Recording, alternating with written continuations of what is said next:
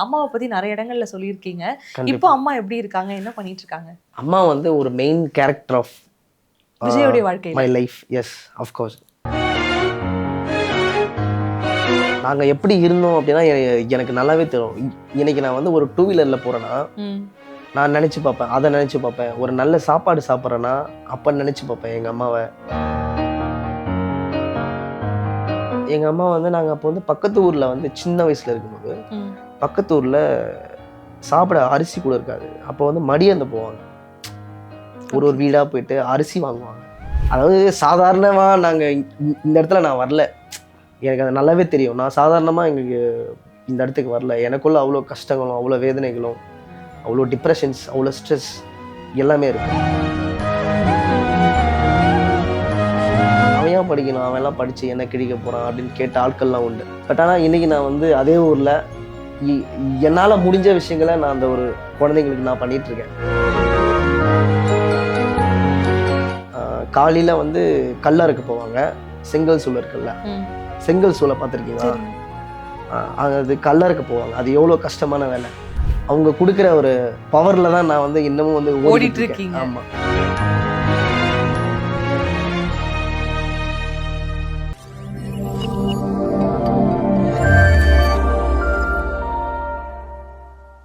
அம்மாவை பத்தி நிறைய இடங்கள்ல சொல்லியிருக்கீங்க. இப்போ அம்மா எப்படி இருக்காங்க? என்ன பண்ணிட்டு இருக்காங்க? அம்மா வந்து ஒரு மெயின் கேரக்டர் ஆஃப் விஜயோடைய வாழ்க்கையில. My life. Yes, of course. நாங்கள் எப்படி இருந்தோம் அப்படின்னா எனக்கு நல்லாவே தெரியும். இன்னைக்கு நான் வந்து ஒரு டூ வீலரில் போகிறேன்னா நான் நினச்சி பார்ப்பேன், அதை நினச்சி பார்ப்பேன். ஒரு நல்ல சாப்பாடு சாப்பிட்றேன்னா அப்போ நினச்சி பார்ப்பேன் எங்கள் அம்மாவை. பிகாஸ் ஏன்னா எங்கள் அம்மா வந்து நாங்கள் அப்போ வந்து பக்கத்து ஊரில் வந்து சின்ன வயசில் இருக்கும்போது பக்கத்து ஊரில் சாப்பிட அரிசி கூட இருக்காது. அப்போ வந்து மடியந்த போவாங்க, ஒரு ஒரு வீடாக போயிட்டு அரிசி வாங்குவாங்க. ஸோ அதாவது சாதாரணமாக நாங்கள் இந்த இடத்துல நான் வரல, எனக்கு அது நல்லாவே தெரியும். நான் சாதாரணமாக எங்களுக்கு இந்த இடத்துக்கு வரல. எனக்குள்ள அவ்வளோ கஷ்டங்களும் அவ்வளோ வேதனைகளும் அவ்வளோ டிப்ரெஷன்ஸ் அவ்வளோ ஸ்ட்ரெஸ் எல்லாமே இருக்குது. அதுதான் வந்து அது எல்லாமே சேர்ந்து தான் என்னை வந்து இன்னைக்கு ஒரு ஒரு கான்ஃபிடென்ட்டான ஒரு பர்சனாக மாற்றிருக்கு அப்படின்ட்டு நான் நினைக்கிறேன். அன்றைக்கி என் பையனை படிக்க வைக்கணும் அப்படின்னு ஒருத்தங்கிட்ட போய் நிற்கும் போது, அவங்களோட பிரதர் அவங்ககிட்ட போய் நிற்கும் போது, அவன் ஏன் படிக்கணும், அவன்லாம் படித்து என்ன கிழிக்க போகிறான் அப்படின்னு கேட்ட ஆட்கள்லாம் உண்டு. ஓகேங்களா? ஓகே. பட் ஆனால் இன்றைக்கி நான் வந்து அதே ஊரில் என்னால் முடிஞ்ச விஷயங்களை நான் அந்த ஒரு குழந்தைங்களுக்கு நான் பண்ணிகிட்ருக்கேன். ஏன்னா நான் அந்த டைமில் இருக்கும்போது எனக்கு யாருமே பண்ணலை. நான் படித்தது வந்து ஒரு ஒரு கைவிடப்பட்ட பெண்களோட பசங்க படிப்பாங்கள்ல, அந்த ஒரு ஹாஸ்டலில் தங்கி படித்தேன் சின்ன வயசில். 1 to 5th. அப்போ எங்கள் அம்மா வந்து பஞ்சு கம்பெனிக்கு வேலைக்கு போயிட்டு இருந்தாங்க. காலையில் வந்து கல்லறுக்கு போவாங்க, செங்கல் சூளை இருக்குல்ல, செங்கல் சூளை பார்த்துருக்கீங்களா? அது கல்லறுக்கு போவாங்க. அது எவ்வளோ கஷ்டமான வேலை. அதை முடிச்சுட்டு செகண்ட் ஷிஃப்ட் பஞ்சு கம்பெனி போவாங்க. ரெண்டு வேலையுமே பஞ்சு கம்பெனி போவாங்க. அந்த கம்பெனி அங்கே போயிட்டு வேலை செஞ்சுட்டு அங்கேருந்து வந்து நான் இருக்கிற பிளேஸ் வந்து 4 kilometers. வீக்லி ஒன்ஸ் வந்து பார்க்கணும், பேரண்ட்ஸ் வந்து பார்ப்பாங்க. அப்போ எல்லா பேரண்ட்ஸும் வந்துடுவாங்க. நான் மட்டும் அந்த கடைசியாக அந்த ஒரு எனக்கு இன்னும் நல்லா ஞாபகம் இருக்குது. அந்த ஒரு ஒரு ஒரு தென்னை மரம் இருக்கும், அந்த கேட் இருக்கும், அந்த கேட்டு பக்கத்தில் ஒரு தென்னை மரம் இருக்கும். அங்கே உக்காந்துட்டு இருப்பேன். எங்கள் அம்மா எப்போ வருவாங்க அப்படின்னு சொல்லிட்டு வெயிட் பண்ணிகிட்டே இருப்பேன். ஈவினிங் ஆகிடும், அப்போ வருவாங்க, சைக்கிளில் வருவாங்க எங்கள் அம்மா. வந்தவுடனே அப்போது அவங்க கொண்டு வருவாங்க இந்த ஒரு கல்லுருண்டை இருக்குல்ல, கல்லுருண்டை, பட்டாணி, இதெல்லாம் கொண்டு வருவாங்க. என் லைஃப்லேயே நான் ரொம்ப ப்ரீஷியஸாக நினச்சி சாப்பிட்ட தின்பண்டங்கள் அதெல்லாம் ஃபுட்டில் அதுதான் வந்து பெஸ்ட்டு ஃபுட்டுன்னு நான் சொல்லுவேன் இன்றைக்கி நான் நினச்சி பார்க்கும்போது.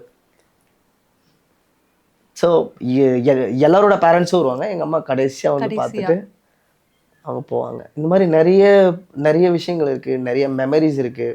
அவங்க கொடுக்குற ஒரு பவரில் தான் நான் வந்து இன்னமும் வந்து ஓடிட்டு இருக்கேன். ஆமாம். ஸோ ஃபேமிலி இஸ் இம்பார்ட்டன்ட்ல, எப்பயுமே ஃபேமிலி இஸ் ஃபர்ஸ்ட். கண்டிப்பாக. அது என்ன சும்மா சொன்னாங்க. ஸோ இந்த மாதிரி நிறைய விஷயங்களை எங்கள் அம்மா வந்து சப்போர்ட் பண்ணியிருக்காங்க என்னோட லைஃப் ஜேர்னியில் இப்போ வரைக்கும். ஓகே. நீங்க பேசும்போது சொன்னீங்க, எனக்கு வந்து நெறைய விஷயங்கள் கிடைக்காம போயிருக்கு. நான் ஒரு சில விஷயத்த கேட்கப்பட்டுருக்கேன். அந்த ஏக்கம் இப்ப இருக்க நெறைய பேருக்கு இருக்கக்கூடாதுன்றத அத பார்த்து பார்த்து பண்ணிட்டு இருக்கீங்கன்னு சொல்லும்போது, அது ரொம்ப பெரிய விஷயமா தான் நான் பார்க்குறேன். நிஜமாவே அது ரொம்ப பெரிய விஷயமா தான் நான் தேங்க்யூ கவனிக்கிறேன். Thank you so much. மொரட்டு சிங்கிள் ஷோல வந்து டைட்டில் வின்னர் வாங்குனீங்க இல்லையா? அந்த டைட்டில வந்து விட்டு குடுத்துறவே கூடாதுங்கிறதுக்காக அப்படியே மொரட்டு சிங்கிளா சுத்திட்டு இருக்கீங்க. அதாவது காதல் இல்ல இல்ல காட்சிகள் இல்ல அதான் இல்ல. இருக்கா? என்னதான் கதை? காதல் வந்து எப்பயுமே ஐ மீன் எப்படி சொல்றது? ஆ, காதல் வரும். ம். கண்டிப்பா வரும். எல்லாருக்குமே வரும். ம். ஒரு சில பேருக்கு செட் ஆகும், ஒரு சில பேருக்கு செட் ஆகாது. ஆ. அதுல செட் ஆகாத பையன் தான் நானு. என்ன பாட்டு பாடுனா எத்தன பொண்ணுக்கு பிடிக்கும் தெரியுமா? என்ன ஏங்க ஒருத்தர் கூடமா வரல? கரெக்ட் தான். பட் 2த்தையும் மேனேஜ் பண்றதுன்றது ம். ரொம்ப கஷ்டமான விஷயம்.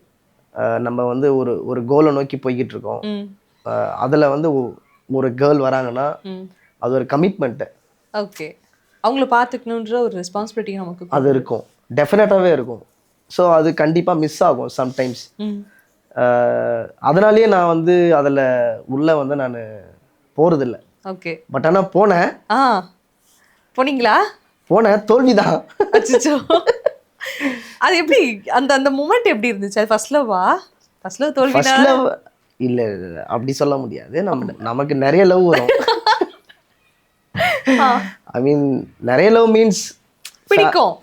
நான் சொல்றது ஃபேமிலி மேல வரும். இல்லன்னா ஃப்ரெண்ட்ஸ் மேல சமாளிச்சிட்டாரு. வரும். இல்ல அந்த மாதிரி சொல்றேன். இல்ல நான் லவ் பண்ணியிருக்கேன் தான். ம். ஓகேங்களா? நான் லவ் பண்ணியிருக்கேன். அது நீங்க லவ்வுன்னு சொல்லும்போதே எனக்கு வேர்ட்ஸே வரமாட்டேங்குது. சிரிப்பா இருக்கே! இல்ல என்ன என்ன பேசுறது தெரியல. ஏன்னா நான் இப்பலாம் எப்படி ஆயிட்டேன்னா, வரீங்களா வாங்க. போறீங்களா போங்க. ஆமா. போறீங்களா? அப்படியே போயிடுங்க. அந்த காதல் வயப்பட்டிருந்த அந்த சமயத்துல, பாட்டு தான் நமக்கு தான் நல்லா வருதே. பாட்டு பாடி இம்ப்ரெஸ் பண்ணியிருக்கீங்களா?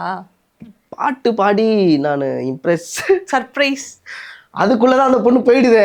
இம்ப்ரெஸ் பண்றதுக்குள்ள போயிட்டா. இல்ல ஆக்சுவலி என்னன்னா நான் எப்பயுமே வந்து எனக்கு சர்ப்ரைசஸ் பண்றது வந்து எனக்கு ரொம்ப ரொம்ப பிடிக்கும். ஓகே. பட் ஆனா நான் அதுக்கு ரொம்ப டைம் எடுத்துக்கிறேன்னு நான் நினைக்கிறேன். அந்த டைம்ல பொறந்து போயிடுறாங்க.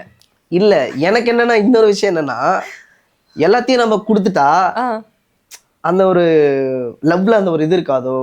ஐ மீன் நான் சொல்றது உங்களுக்கு ஆரம்ப ஸ்டேஜ்லயே குடுத்துட்டா. Okay okay. கொடுத்துட்டா அதுக்கப்புறம் நம்ம என்ன பண்ண போறோம்? சாப்பிட்டியா? தூங்குனியா? சரி ஓகே பாய். ம். இப்படியே தான் போகும். கொஞ்சம் கொஞ்சமா ஒரு விஷயத்த நம்ம கொடுக்கும்போது தான் அதோட ஸ்பெஷல் ஓகே. விஷயம் வந்து நமக்கு புரியும். ஸோ அதனால நான் அந்த மாதிரி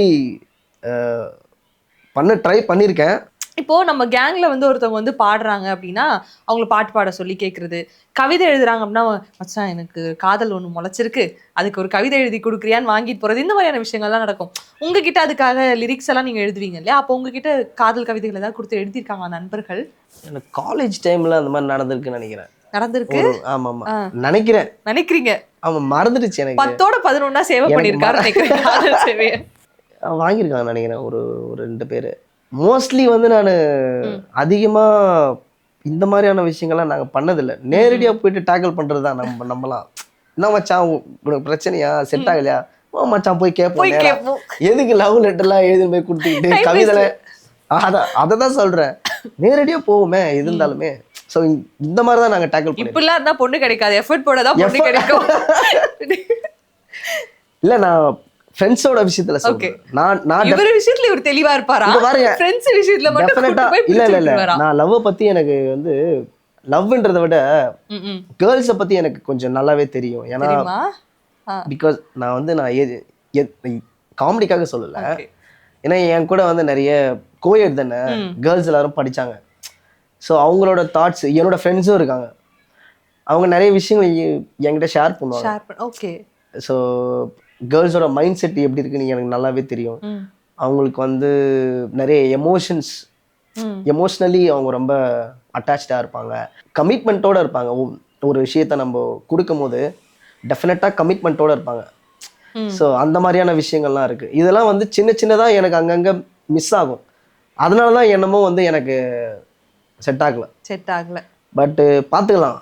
நீங்க இந்த மொரட்ட சிங்கிள் அந்த ஷோ பார்ட்டிசிபேட் பண்ணீங்களே, அப்போ வந்து என்னன்னா, ஒரு டைம் வரைக்கும் பீக்ல இருந்தாருன்னே சொல்லலாம் விஜய். லைக் எங்க பார்த்தாலும் விஜயோடைய ரேப் சாங் கேக்குது. விஜய் வராரு, ஷார்ட்ஸ்ல வராரு, ரீல்ஸ்ல வராரு, இந்த மாதிரியான விஷயங்கள் இருக்கும். ஒரு கட்டத்துக்கு அப்புறம் நீங்க என்னைக்கா யோசிச்சீங்களா, ஒருவேளை விஜய மக்கள் மறந்துட்டாங்களோ? நான் டெஃபினட்டாக யோசித்திருக்கேன். ஆ ஏன்னா நான் சோஷியல் மீடியாவில் வந்து நான் இன்னும் கொஞ்சம் நல்லா ஸ்ட்ராங்காக இருக்கணும் அப்படின்னு நான் நினைக்கிறேன். ம் ஐ ஹாவ் அ கான்டாக்ட்ஸ். எனக்கு வந்து அந்த சரௌண்டிங்ஸ் இருக்கு. ம் ம் எனக்கான நிறைய பேர் இருக்காங்க, ஒர்க் பண்ணுறதுக்கும் என்னை சப்போர்ட் பண்ணுறதுக்கும் நிறைய பேர் இருக்காங்க. ஆனால் என்னை எங்கே வந்து அந்த பேரிகேட் வந்து என்னை வந்து எங்கே தடுக்குதுன்னா, இட்ஸ் இந்த ஃபேமிலின்ற ஒரு விஷயமும் வந்து என்னை வந்து தடுக்குது அப்படின்னு நான் நினைக்கிறேன். ஓகே. ஃபினான்ஷியலாக நம்ம ஒரு விஷயத்த நம்ம வந்து கண்டிப்பாக பண்ணியே ஆகணும். நம்ம என்னதான் பேஷனோட இருக்கிறோம், இல்லை நம்மளோட எய்மனும் நோக்கி போகிறோம், கோலை அச்சீவ் பண்ணணும் அப்படின்னு இருக்குன்னா, அதெல்லாம் தாண்டி அட் தி சேம் டைம் ஃபினான்ஷியலும் ரொம்ப முக்கியம். ஸோ அதுக்கான வேலைகள் நம்ம பண்ணும்போது இங்கேயும் கொஞ்சம் அடி வாங்கும். ரெண்டுத்தையும் மேனேஜ் பண்ணி போகணும். கரெக்ட். அது டெஃபினட்டாக கண்டிப்பாக வேணும். டெஃபினட்டாக ரெண்டுத்தையும் மேனேஜ் பண்ணலன்னா எங்கேயாவது ஒரு இடத்துல அடி வாங்கினா கூட நம்ம அடி வாங்கிடுவோம். கரெக்ட். புரியுதா? ஸோ இப்படி தான், இந்த மாதிரி தான் நம்ம ஓவர் கம் பண்ணி ஒவ்வொரு இடத்துக்கும் நம்ம வர முடியும். ஓகே.